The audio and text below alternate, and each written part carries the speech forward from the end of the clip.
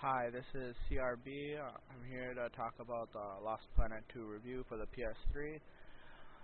Um, I'm not going to talk about the graphics except for a glitch a little bit later on the console. You'll see it right here. See, um, what makes it, how should I put it, one of the types of shooter games that is actually fun to play. Is it has a unique story. I haven't seen one like it in quite some time. Like unique story wise. I haven't seen a story like this ever in games I've played, or at least I don't remember any. Um, Another aspect of it that I liked is something similar to the Shadow of the Colossus was facing these giant creatures called Category G acrids. Um, and the neat thing about it is when you kill them, if you kill them, however, depending on how strong they were or how big of an influence they had on uh, how much energy they had, thermal energy, it would like affect the weather. Like say, it would bring the snow or something like that in that area. It'll start dying off the lush greenness, or the plants will start to die if there's nothing there to sustain the life. Um, it's a pretty challenging game. I usually go through the game on once easy, and then I'll usually go through it on the harder difficulty levels, however, to get the challenge. I like to see the story, see if it's worth playing through on a challenging thing. Yes, most part, yeah, it's worth it. Except for there's this one part, however, that's kind of getting annoying. Um, kind of was annoying for a little bit, I should say, was on a train mission and this mining mission where I got like a graphical glitch where I was trying to grapple onto the what do they call it? It's like on the train, try to grapple onto the other train, and what do they call it? The mining thing. When I was trying to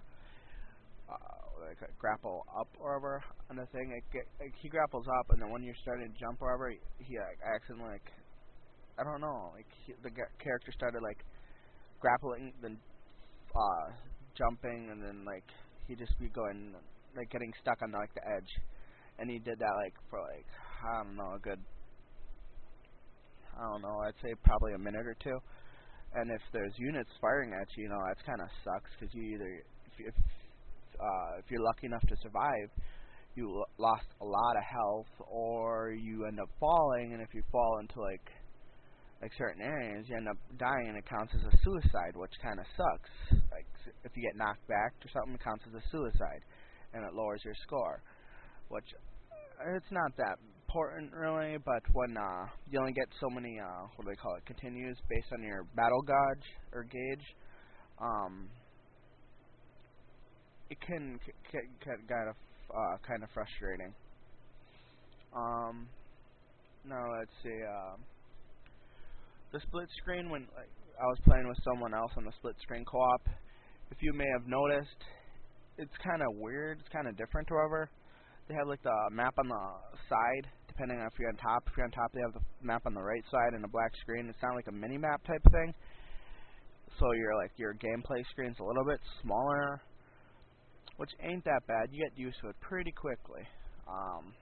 Faster than I thought I was gonna get used to it. Some areas may get repetitive, like example, fighting the regular human type units or whatever, even though they're on a different planet. It kind of gets kind of repetitive. The only I'd say that makes the game pretty well. One of the things that makes it pretty awesome to play is the boss fights or whatever, fighting the big giant beasts. So,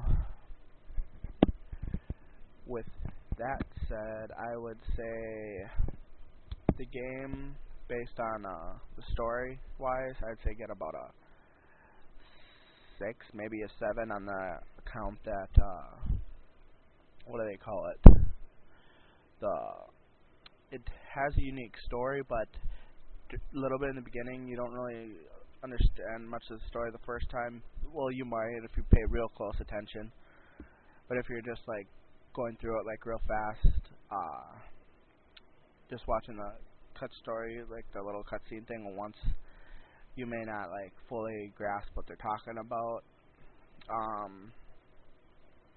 Let me another thing.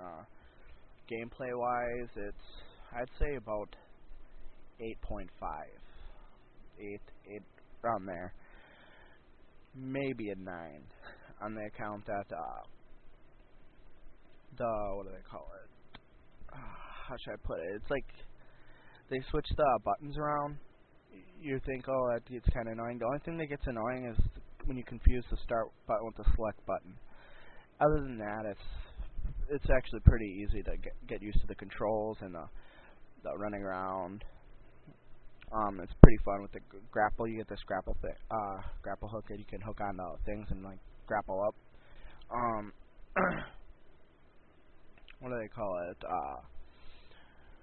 Other than that, graphical / getting stuck rich, that's nothing else really to how should I put it? Give it graphic wise, because I don't grade like, oh, you get a thing because its graphics are not put to the awesomeness. So I'd say that's about it really. I'd say to me the game, it's worth checking out. I could see that playing that game several times at least. Once easy just to get through the story to see whoever. The rest just to play for a little game challenge. So this is CRB. If you like the reviews, want to see more, or tell me how to do better other than mumbling, because I already know that, just comment, rate it. I prefer comments more than rating. If you don't like to rate, just constructive criticism. Nothing stupid like blah blah blah. I hate your voice or something stupid like that. Because how is that gonna help? I got stuck with this voice box, but hey, unless you're willing to switch your voice box with mine somehow, I don't even think that's possible. But hey, other than that, guess I'll see you guys later. Well, not see you, but talk. Bye.